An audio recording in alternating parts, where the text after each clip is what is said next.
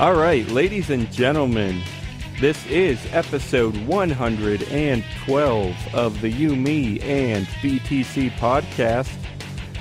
Man, that's a lot of episodes. Glad to have you here with us. I am Daniel Brown, and I'm here with... Tim Baker.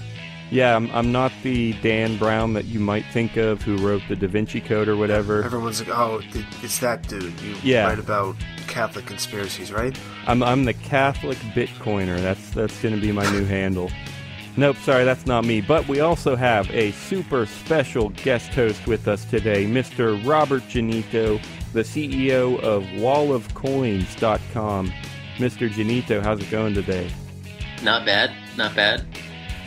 I don't know what to say. I'm excited. That's great. I'm excited too. It's going to be a kind. Well, I mean, you know it. Every episode here is casual. We talk about whatever the fuck we want, whenever the fuck we want. So it's always casual. But today, we got a few starting points, and we don't know where it's going to end up. So we're just going to have some fun. Daniel just became so ballsy. I just have to know, do you cut out expletives and put beeps in there?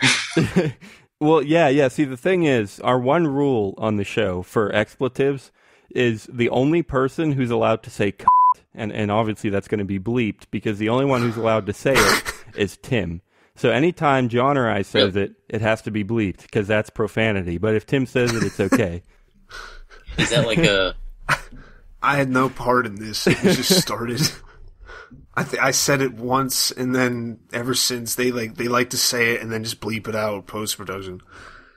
Or no, not post production. I don't know why I tried to sound like I knew what you guys did. No, that's right. Post production. That's what it's called. So man, because so bad.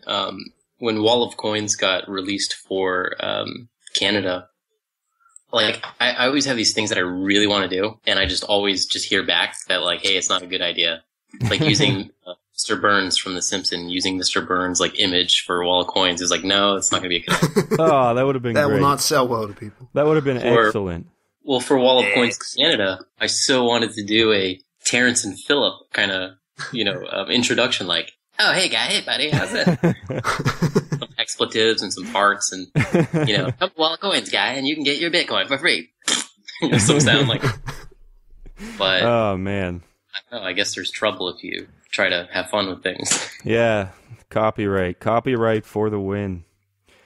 Oh man. Well, hey, we're gonna get into all kinds of stuff, like I said, and I guess the first starting point that we came up with is just the next steps for Bitcoin, and that's probably going to be the title of this episode, just because it kind of sounds like it fits. I don't really know why, so that's where we're going to start, is the next steps for Bitcoin. Man, we've been having some fun with titling again. Last week we did some clickbait. We called it "You Won't Believe," and we got some we got a couple people unsubscribing from that email because they're like, "Yeah, I'm actually going to believe. I'm sorry, you're an idiot." Great. He's always like, we. Yeah, that's true. It's not we. I do all the titling and whatever. Anyway, like, hey guys, it's all my good fault. Idea. Everyone that unsubscribes from me, and that hurts. Yeah. Anyway, so Mr. Genito, tell us, what do you think about the next steps for Bitcoin? What does that even mean? What do you think will happen? What do you think should happen? I don't know. Tell us what you think about the next steps in Bitcoin.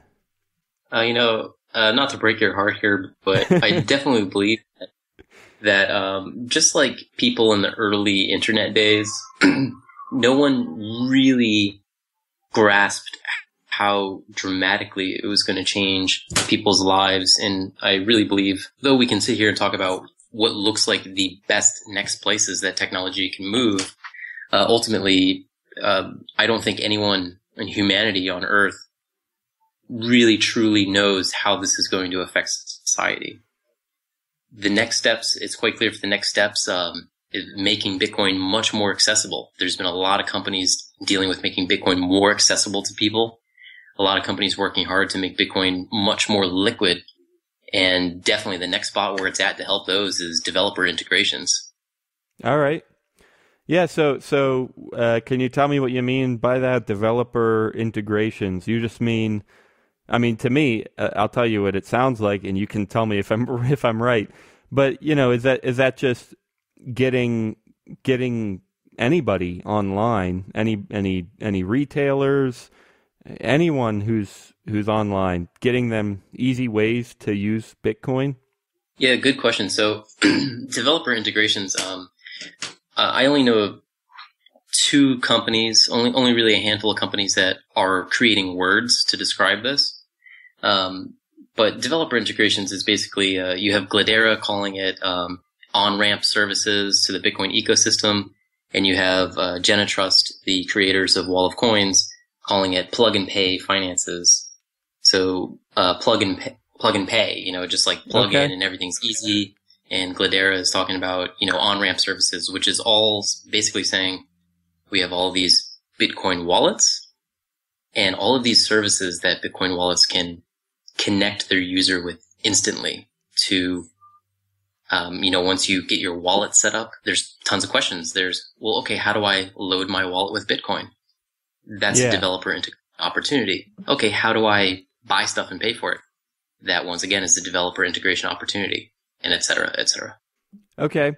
So what do you think is missing from all that stuff? I mean, we have people like BitPay. We have people like Coinbase. Well, okay, so I would imagine most listeners would know this, but if not, BitPay is pretty decent at helping retailers to accept Bitcoin. Coinbase is pretty decent at letting people buy Bitcoin, but I think I would agree that there are some things missing, and I can explain those. But I want to know what you think first. What's missing? What could be better in some of those areas? Yeah, let me use BitPay as an example because I really look up to BitPay, and as well I'll use Wall of Coins as an example with the plug and pay finances. So with BitPay, anybody who downloads a wallet, or let's say I go to a mom and pop shop that I like to eat at, and whenever I go to some place to eat or some mom and pop kind of place, I try to convince them to accept some Bitcoin. I say, hey, look, you know what? I would get these other things too if you accepted Bitcoin, because frankly, I have more Bitcoin on me.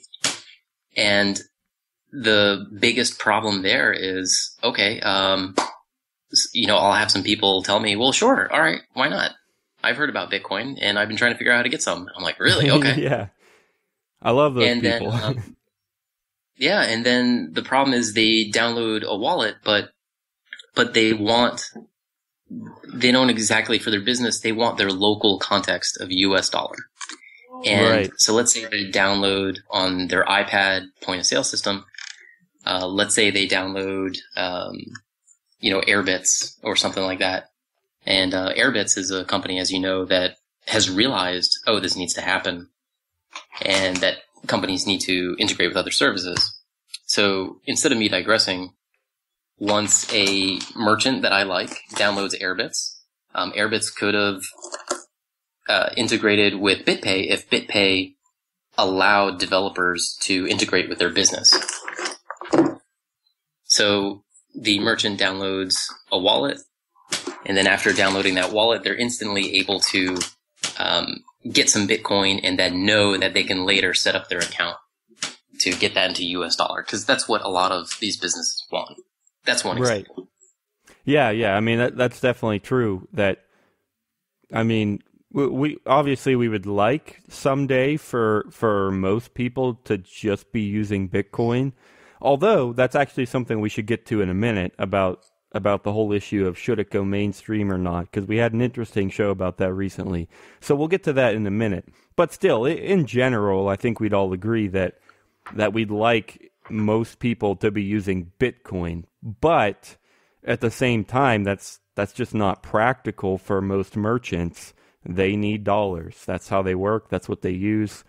And so, yeah, they need a way to get from their Bitcoin into their dollars. So, yeah, people, how people understand money today is a very superficial understanding. And, you know, a lot of these people, they do want to continue to use that model to understand Bitcoin. And this is why you have a lot of people who don't understand Bitcoin. They're so polluted with how their money system works. So they want to stay in that context of US dollar, and that's fine. Yeah, all right. So let's get into that thought then. I mean, it's true they want to use dollars, but we like Bitcoin. So what? Well, I guess I want to start at the very basics. What do you think? Should Bitcoin go mainstream? Is that something we need? Is it good? Is it necessary for anything? Let's just start there, and then I think I'll have some follow-ups, but go for it. Yeah. So what does Bitcoin going mainstream really mean? I mean, I think it means the fact that people are accepting that it's part of their life, or it's part of their, quote, developed nation's, unquote, life. Is that kind of what you guys mean by Bitcoin going mainstream? Yeah, it'd be an impact generally on the most regular person. Bitcoin would have an impact on their life pretty directly. Yeah, they'd have a reason to use it. Basically, just that most people would use it. Yeah, so, you know, look at what you see today in society. You see a lot of old people, and by old I mean like 70s, 80s, hunched over, playing with their smartphones and using their smartphones. And so smartphones have definitely gone mainstream. But the older people we all know that a lot of times they want to stick to what they're used to. But why have all of these people adapted and used the smartphone? Because it's so useful as a tool. And Bitcoin is incredibly useful as a tool. So all good tools, they need to go mainstream. Email, it was an incredible tool that was really hard to use at first. You had a really crazy looking email address. You know, you had to connect Right. to the internet, this and that. And, you know, that was fine. And then internet was not easy to access at first. It had an accessibility problem. But it was an insanely useful tool. So even though people were saying, oh, terrorists could use this, it ultimately didn't matter because it was an extremely useful tool. And that's where Bitcoin is. No matter how you look at it, you can't say it's not useful. Unless, you know, you just love to, you know, be that devil's advocate. The reality is it's a useful tool. So should it be mainstream? I mean, if you want to use it, sure. But the reality that you can't take away is Bitcoin's very useful. Lots of people are using it. More and more people are using it every day. I think it should be mainstream, definitely. It has the ability to help things. Okay, that's interesting to me because, you know, the issue we had before when we kind of talked about this, I don't know if it was an issue, but something we just talked about is that, you know, we would like Bitcoin to be mainstream. We would like everyone to use it, but we don't want to sacrifice things like privacy and anonymity and transparency if you want it. I mean, it's kind of the opposite of anonymity, but those are both great things in Bitcoin. Things like that. We wouldn't want to sacrifice those benefits just to get mainstream. But the good news is you don't have to sacrifice those things. Right. That's right. kind of what I picked up from what you were just saying, and I think I would agree is that it's not that we don't have to make it go mainstream. We don't have to make sacrifices for it to go mainstream. Hopefully what we expect is that it's going to be so that privacy, that anonymity, all those benefits are going to be so great that it just will become mainstream. So it's not so much that we have to make it go mainstream. We just hope that it will because we think it's that great. Does that track? The general population isn't interested in anonymity, though. Like that. That's okay, you know. I know, but because I know, like, it's not necessary for Bitcoin to grow, but because of it not being a main driving force for it to get picked up by more people, that's not going to be developed. And it most likely wouldn't keep up with the scale of it at that point, what it is now. Yeah. Yeah, I think for the people who are really concerned with, being as anonymous as possible, I would imagine that they would probably use other technologies or use other technologies along with Bitcoin itself. Or in a world where, and I've tried visualizing this, in a world where everyone uses Bitcoin and let's say centralized internet services have realized like, okay, we've kind of made the world difficult to work with as far as who is who, because everybody has access to everybody's information. Yeah. This is leaked, that's leaked. So, ultimately it's like, we can't trust identity, but we can trust contact. We can trust that this phone number should get me to this person. So in a world like that, where identity is a less important item, and maybe phone numbers are a more important item, or contacts are a more important form of item, I really believe you could have this anonymity that people talk about, but you just can't have it when every service in the world just asks you for all of your information and requires that. And most services don't require you to have, your entire name and date of birth and etc. What do you mean with services? Good question. Services like if you're using Uber, the only reason why Uber wants to know your name is they don't. They just want to know the name of the credit card. Yeah. Yeah, I think I've used it once and it was pretty easy to set up. I haven't used it since, but you're right. I hadn't really thought about that.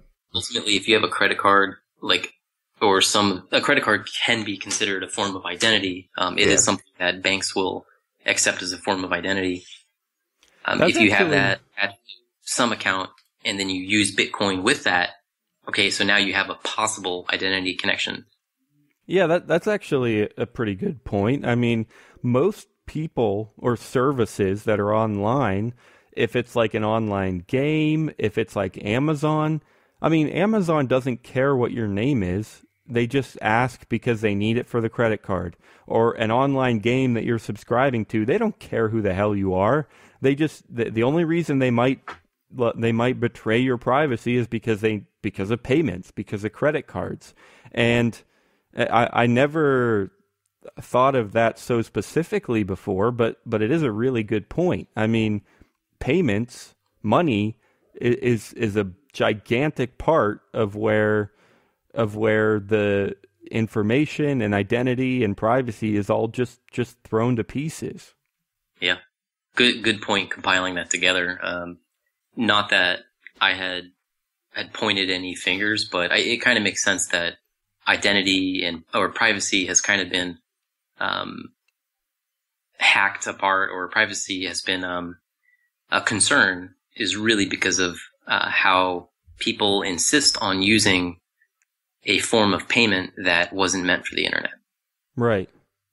Yeah, it's interesting. And like we said, we hope that people find value in Bitcoin. We hope that people can avoid those kind of, privacy disturbances with Bitcoin. Well, here's one way that people do find, and I promise you, I don't work for Airbits or anything, but, Airbits, I think I'd first seen Fold like a year ago. And as you know, Airbits had recently connected with their service. And so what you do have is you have Bitcoin enthusiasts showing other individuals, like, check this out, dude, you can get like 20% off coffee. You can go to your Starbucks. And people who had tried this out, and people that I had talked to who tried this out, thought this was great. They're like, this is awesome. Hey, now how do I get more Bitcoin? It's like, oh, you can use this one service to get Bitcoin. You're not in that state. And people aren't in that state anyways. Go to the website wallofcoins.com and you'll get some Bitcoin really quickly.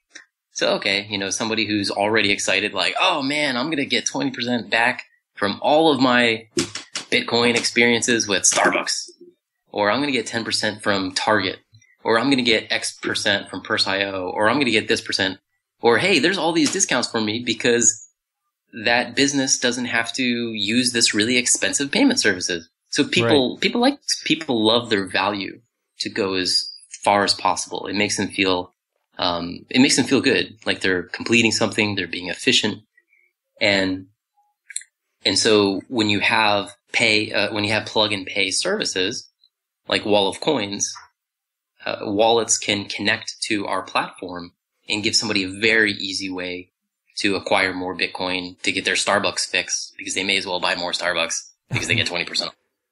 I'm just saying, a plug and pay service like Wall of Coins will say, hey, look behind you. There's a MoneyGram center there. You can get some Bitcoin. Or hey, straight ahead, there's a Bank of America teller assist. There you go. Pay for your Bitcoin. And this is a big need that people have. But this is where, as what we're talking about, the subject that we're talking about, this is where ordinary people, can see how useful this tool is. And people will vote with their dollars always. Yeah, but you start to lose a lot of that when Bitcoin becomes more mainstream, because you're going to lose that kind of the discounts on stuff. Because once everything is taking Bitcoin, then you don't have, like, I love Purse because I can get like 20% off on Amazon or something like that, 25% if it's rising more. But I know at some point that's going to quit being a thing. Yeah, it would normalize, right? Yeah, because if everybody's taking it, there's no reason to give anybody something special just because you're willing to buy it with a credit card. Yeah, but I mean, good point, because I wonder if there would then be an incentive to use a credit card. Like, oh, use this credit card and you'll actually get 10% off. Yeah, they'd have to try to compete maybe, but yeah. They'll start giving you like more than 1% cash back just to use a credit card. And businesses will hate it even more, Are you tired of Bitcoin dice and ready for something different? Try LuckyBit, the original falling coin game, at luckybee.it. It's the most exciting Bitcoin game on the web. You can bet on 5 different payout lines and win up to 999 times your bet. You can even use their faucet to get some free Bitcoin. Dice is boring. Play different at LuckyBit. Check it out at luckybee.it. Hey, here's one thing that's been a huge kind of question recently, and we've talked about it a lot, but I definitely want to get your opinion on it. Well, we're talking about the next steps in Bitcoin and how we think certain developments should be made, or how they might happen, or how they might not, or whatever. But in terms of this development stuff that you're talking about, improving the plug and pay experience where it's just kind of a lot easier to use Bitcoin and more convenient, whatever. Here's a huge question that, people have been talking about lately. Should developments like that, do you think we need changes to the Bitcoin protocol itself? Is there anything that's really missing that, it could be the block size, but it might be something simpler and a little bit less intrusive, as some people call the block size increase. What do you think? Do we need to change Bitcoin itself, or do you think these solutions can be added on top of Bitcoin? Any thoughts? Yeah, so I can just imagine some developers like, Gregory Maxwell or whoever hearing this and being like, what? But that's a hard question, because one, the Bitcoin developers who intimately understand the protocol and what it is doing behind the scenes, what it is implemented behind the scenes to fulfill that, these people are programming a lot, and programming, it's a real language. And so it distances them from the English language. So then it becomes really hard to communicate. And so vice versa, when you're somebody like myself interfacing a lot with business problems and adoption problems and finding solutions there, I understand both of them to a degree, but generally, I really don't believe there are any significant changes that need to be done with the Bitcoin protocol. I think I'm with you there. I mean, as many Bitcoiners, famous Bitcoiners have said, it's an experiment, and we've seen where that experiment has gone over more than 6 years. I'm trying to think of what year it is now. 7 years, something like that. And 2009, yeah. So then, I don't think there's anything significant that needs to be changed. If there's been, of course, the block size debate, and I haven't kept up with the block size debate. So what I say here is somebody who hasn't kept up with it. Right. I mean, yeah, it's been a huge fiasco. So it is kind of annoying to. Well, look at it like this: if I have to pay miners more to get on there, okay. But the same problem does arise where a lot more services and people are doing things right on the blockchain. I do think a blockchain size increasing is a good thing to plan year on year or every 3 years with the reward system having. I do believe, why not small changes instead of drastic changes? I think that's good. Right. Another way to look at it is, okay, I'm paying $100 for these goods, not US dollars. I'm paying Bitcoin that is 100 USD worth-ish. And all I'm paying to send that transaction is half a penny. Or because it's more important that that transaction gets verified quicker, I'm paying 5 cents or 10 cents or 50 cents. That sure beats any sort of VAT tax or sales tax. That really beats that. I'm not saying they're the same or they should replace each other, but it's a very small amount to pay as a fee of using something that is as great as Bitcoin. So I think where I stand, because I was saying I'm kind of with you where there are no big changes that have to be made. I'm going to steal a line from John Stossel here. I don't even know if it's his line. I just heard him say it once. I don't follow him every day or anything. But I heard him say once that this was with respect to climate change, but I'm going to apply it to Bitcoin. Yeah, I know I'm stretching stuff right now. But hey, he said that he's not a climate change skeptic. He's a climate change catastrophe skeptic. And to me, that's where I am with Bitcoin and the block size and everything. I'm a catastrophe skeptic, all right? Like, I get that there's going to be there's going to be pros and cons to both sides. There are going to be better things about keeping a small block size or keeping Mike Hearn out of Bitcoin or whatever. There are going to be worse things about having a big block size or listening to Andreessen or whatever. There's going to be issues on either side, but I'm a catastrophe skeptic. I don't think that either way is a catastrophe. I mean, if you really want to increase the block size, give it a shot.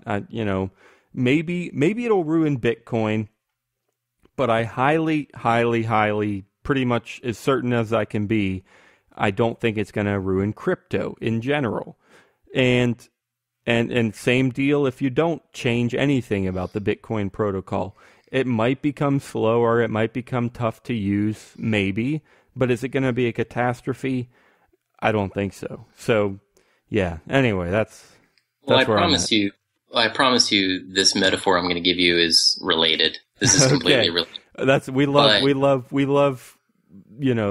barely related. Things 3 times. Well, if you love repeating things, though.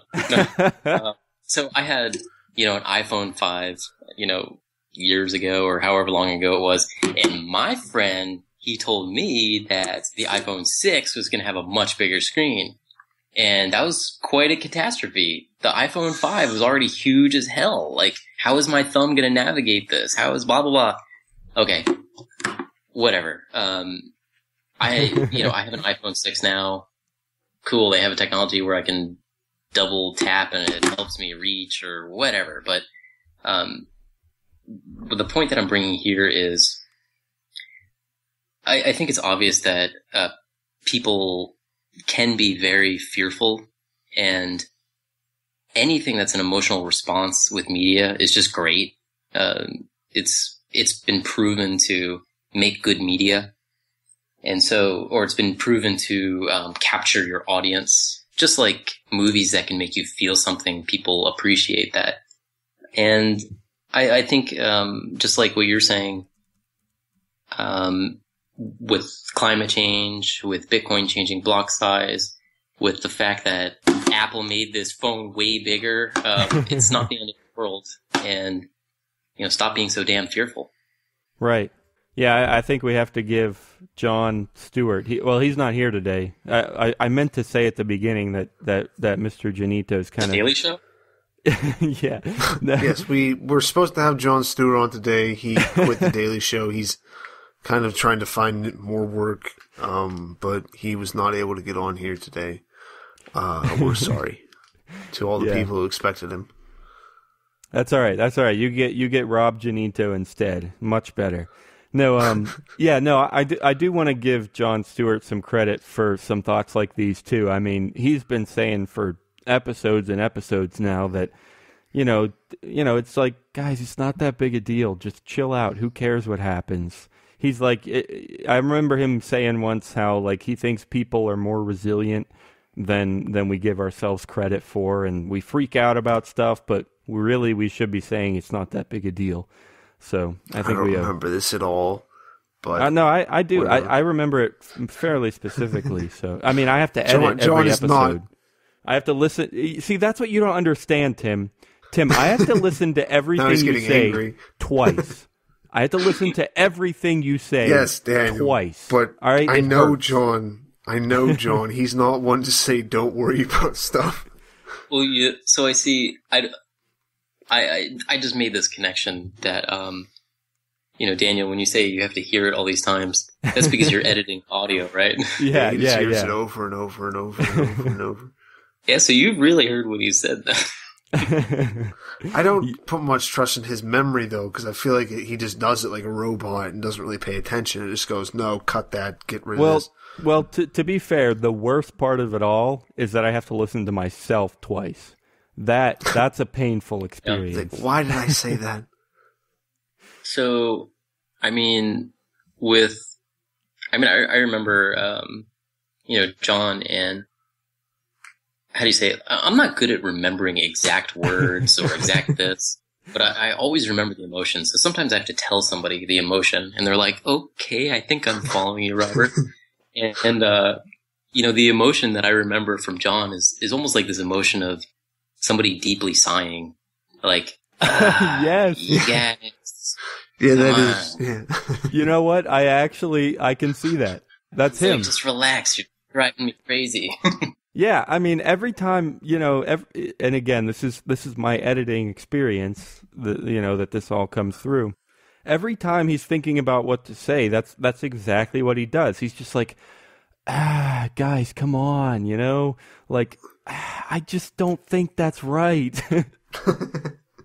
I don't know. Part of the episode title could be, the topics today were the next steps of Bitcoin and John Stewart and something else.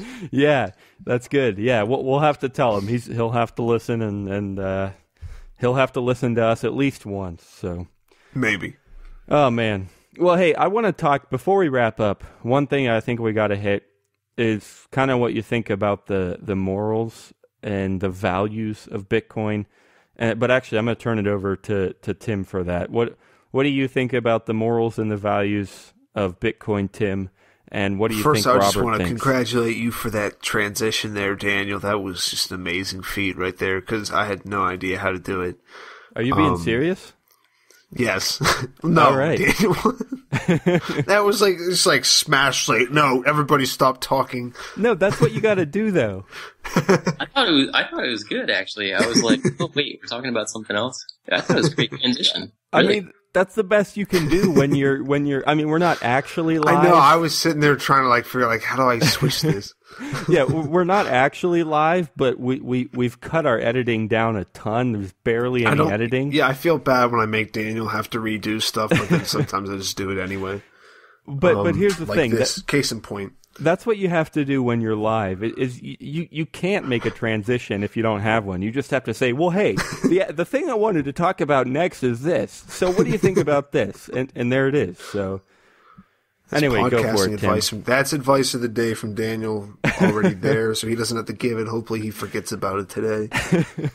But anyway, yeah, Daniel already said it, but the like, as it grows, how well do you think, I mean, I don't know if this is what Daniel meant, but my question is, if Bitcoin's to grow and get like what we were talking about before about, more of like a mass adoption, how well do you think the morality is going to, like, or the morals of Bitcoin, if you believe in that sort of thing, of Bitcoin having like a kind of positive code to it, and I don't know if that's the best way to put it, but actually, I think that was pretty good.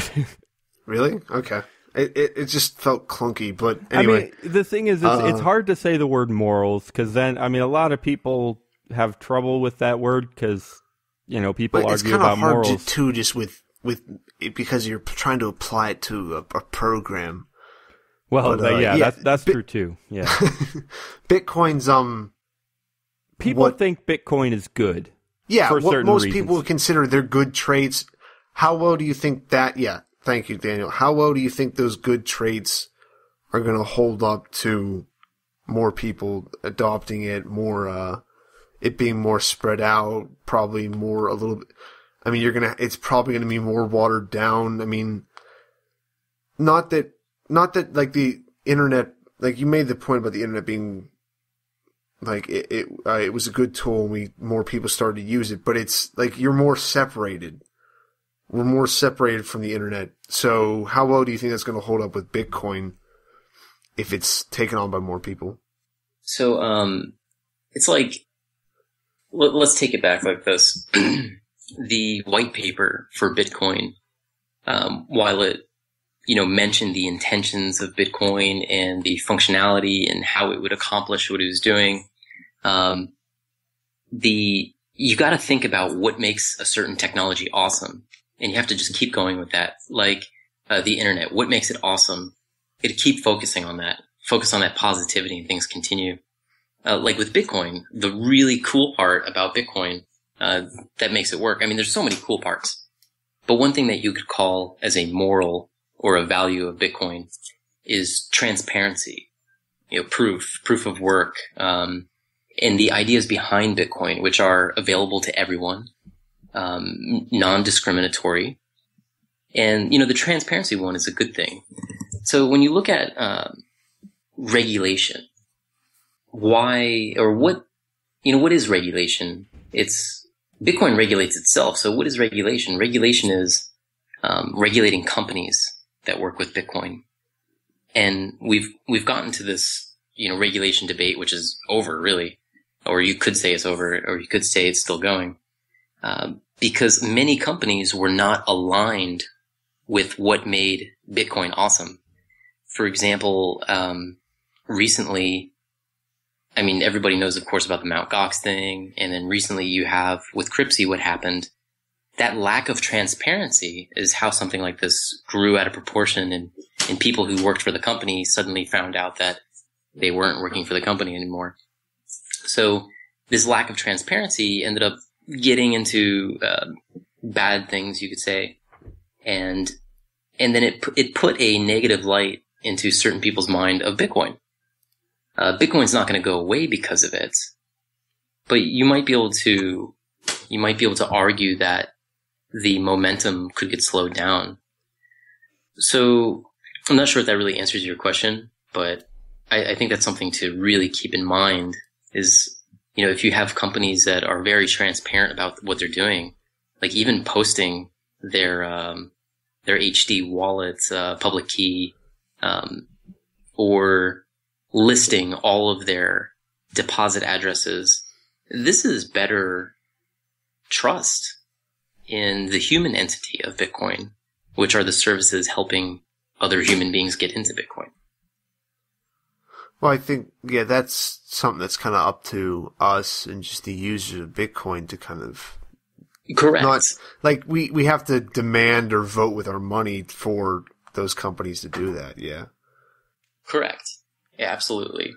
And so I'm saying, if you take the things that are really cool about Bitcoin and develop them, really good things will happen. For example, when sellers are using Wall of Coins to liquidate their coins, they feel really happy about the fact that they can see at anytime by looking at the blockchain that their coins are still there, that sales that they've had are aligned with these transactions in the blockchain. They love seeing that. There's a lot of positivity, and they feel really good about that experience, and they feel really good about that service.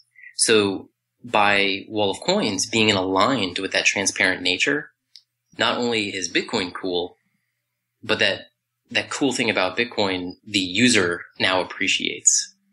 Don't think I sold you guys on that.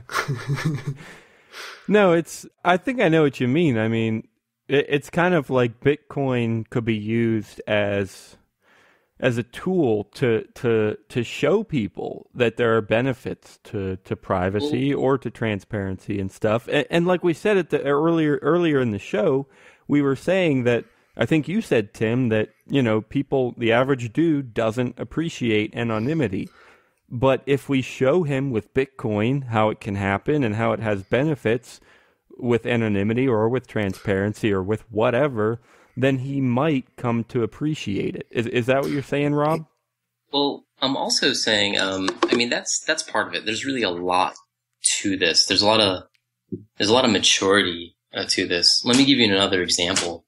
So with Bitcoin, it's available to everybody. Bitcoin doesn't say to you, oh, hey, can you give me your government issued ID? Because I need this in order to execute this code. That's not the case. So you do have services, for example, that insist on allowing people to get Bitcoin by paying with a credit card. And this is very helpful for all of us because we understand the whole credit card transaction thing, or at least we understand how to interface with it. On the business end, that's not possible without knowing every detail about somebody, because you're a company that doesn't want to get screwed by a chargeback. So in cases with services that do allow you to buy Bitcoin with an ACH transaction or credit card, there are people who use it and it's fine. It just opens the person back up for problems with identity theft, problems with people accessing their Coinbase account or whatever account because they know they've gotten a hold of this identity information from hacking the person's email account or whatever. So that's not a great user experience in the end for the people who run into those unfortunate situations. However, services can be different. There are many cash-based services. They limit their risk by only accepting cash-type transactions. Many of these services do have, security measures in place to make sure that they're getting cash from, the person who says that they're paying them. And this does create a better opportunity for people. People can get Bitcoins immediately. They can get Bitcoins very quickly, and they don't have to jump through identity hoops. They don't have to, prove that they're a citizen of Earth. They just give cash and they got Bitcoin. I may have jumped all over the place. So if you guys did that and can condense it, yeah. Yeah, no, it's. I don't know. You're right. It's weird. Tough questions. When you liquidate Bitcoin, what's awesome about Bitcoin is it's like instant with everything. Not instant, but it's very quick. And when you pay somebody, they've been paid. there's no question about it. Most of the time. Yeah, the problems are so infinitesimally small. So what you run into is, okay, I have Bitcoin, and let's say I want cash. I don't want cash from an ACH transaction 6 days later. How about give me a solution that's just as kick-ass as Bitcoin? Get me the cash context, my fiat, because, I need to pay for something or whatever. Give me that right away. Don't give me that 3 days later. Don't give me that 6 days later, because that's not as cool as Bitcoin. These are ways that services can make their service much better, is forgetting what they know about the current model of financing and just try to be more aligned with what Bitcoin is making possible. Yeah. And make that possible for the user. Make it faster. Make it more complete. Yep. So, hey, it's been great having you here, Robert. I want to thank you for joining us, and I want to ask, before we wrap up, I'm going to ask for, well, we do every week, we do our advice of the week, and I already gave mine. I think Tim said it was mine. I don't even remember what it was, which you said I might not remember, Tim. I don't know, but whatever, it's in there somewhere. But here's the thing. I know, Robert, your advice is going to be to check out Wall of Coins, or it should be, even if that's not what you were going to say. It's some good advice. So how can people do that? Where should they find you, follow you, keep track of you? Go for it. Well, I mean, I know there's a link on your site, yumiandbtc.com on the top right. It says buy Bitcoins with cash. That's cool. But that's true. That's true. Check that out. When it comes to Bitcoin, this is my total advice for anyone who is somebody who has Bitcoin. When you go out to eat, or you take somebody out on a date, go out to eat, you're paying the waitress or the waiter, tip them in Bitcoin and insist to tip them in Bitcoin. You're not being a jerk by doing that. You are giving them a useful way for them to spend money, and you're helping bring more people into the Bitcoin ecosystem. I was keeping track of it when I was in San Francisco and also when I was in Sarasota. And in a month, it was like 30 people that, because I went out to eat like crazy. The whole point of this, it was more than 30. It was 30 in like 2 weeks. Not 2 weeks, like 2 to 3 weeks. And so, I even in front of Aaron Voisine, the creator of Breadwalk, I did this in front of him and he was amazed. He said, yeah, offer to pay them in Bitcoin. Or tell them, hey, I want to tip you. Well, yeah, I hope you tip me. I'm your waitress.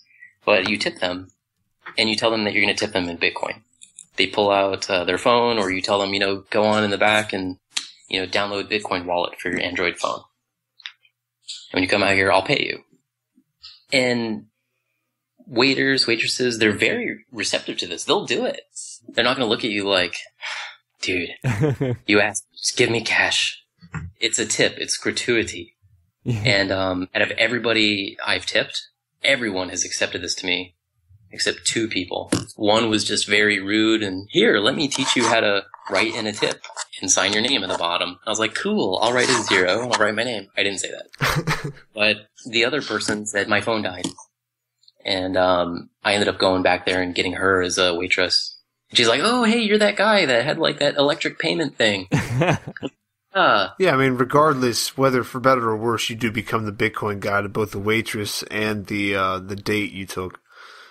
Yeah, and by the way, that waitress, I did tip her that time, and I tipped her twice, because, yeah, her phone really was dead. You usually say, oh, my phone's dead, and then when they find out that that's the only way they're going to get tipped, suddenly they have 10% charge.